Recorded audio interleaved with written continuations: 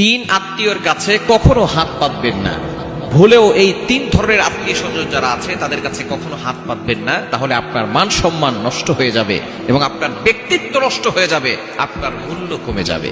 যদি আপনি আপনার ব্যক্তিত্ব ধরে রাখতে চান, যদি আপনি আপনার মূল্য ধরে রাখতে চান, আপনার সম্মান ধরে রাখতে চান, তাহলে কখনো এই তিন শ্রেণীর মানুষের কাছে, আত্মীয় স্বজনের কাছে আপনি কখনো হাত পাতবেন না। যদি আপনি কষ্টে পড়ে যান, বিপদে পড়ে যান, আল্লাহর কাছে চান। আমরা বিপদে পড়ার সাথে সাথে টাকা পয়সা লাগলে আমরা বড়লোক যারা আত্মীয় স্বজন আছে তাদের কাছে ছুটি না। আপনি আল্লাহর কাছে আগে বলেন, প্রথমে ওযু করেন, 2 রাকাত নামাজ পড়ে আল্লাহর কাছে বলেন, আল্লাহ আমি তো বিপদে পড়ে গেছি, আল্লাহ তুমি তো আমার রব, রব থাকতে টেনশন কিসের?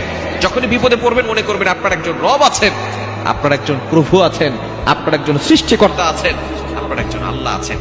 তাহাজ্জুদের নামাজে 2 রাকাত নামাজ করে সিজদায় পড়ে আল্লাহর কাছে কান্না করেন, ওই সময় আল্লাহ তাআলা প্রথম আসমানে এসে বান্দাদেরকে ডাকতে থাকেন। কিন্তু আমরা ওই সময় আল্লাহর কথা শুনি না, আমরা আল্লাহকে ডাকি না, আমরা আল্লাহর ইবাদত করি না, আল্লাহর কাছে চাই না, মানুষের কাছে চাই।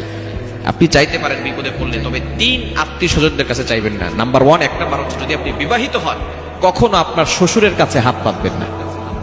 মনে রাখবেন, আপনি যদি আপনার শ্বশুরের কাছে হাত পাতেন তাহলে আপনি নিজেও ছোট হবেন, আপনার ওয়াইফ যিনি আছেন সেও কিন্তু ছোট হবে।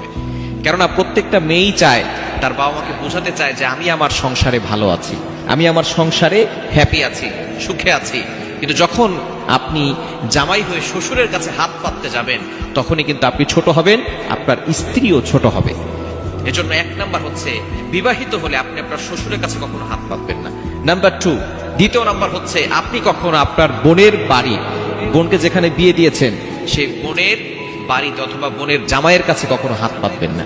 তাহলে আপনার বোনের মান সম্মান নষ্ট হয়ে যাবে, আপনার বোনের ব্যক্তিত্ব নষ্ট হবে, আপনার ব্যক্তিত্ব নষ্ট হবে, আপনার মূল্য কমে যাবে, আপনার সম্মান কমে যাবে।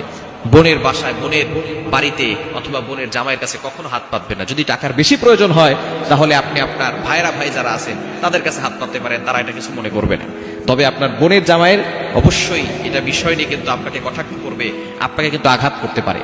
এবং 3 নাম্বার, যদি আপনি বিয়ে করে থাকেন, বিয়ের পরে আপনি কখনো বাবা মায়ের কাছে হাত পাতবেন না অথবা আপনার ভাইয়ের কাছে হাত পাতবেন না। তাহলে আপনার ব্যক্তিত্ব নষ্ট হবে এবং আপনার সম্মানও কমবে, আপনার স্ত্রীর সম্মানও কমে যাবে। মনে রাখবেন, যেই ঘরের সন্তানরা ইনকাম করে না, বিয়ের পরেও বাবা মার কাছে হাত পাতে, সেই সন্তানের সম্মান তো নষ্ট হয়, সেই সন্তান, সেই ছেলের স্ত্রী যিনি আছে তার সম্মান সেই বাড়িতে আর থাকে না।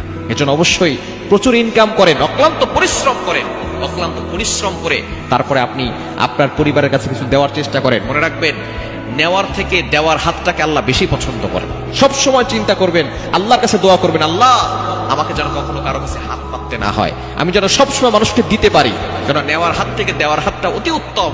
আপনি আল্লাহর কাছে বেশি বেশি করে দোয়া করবেন।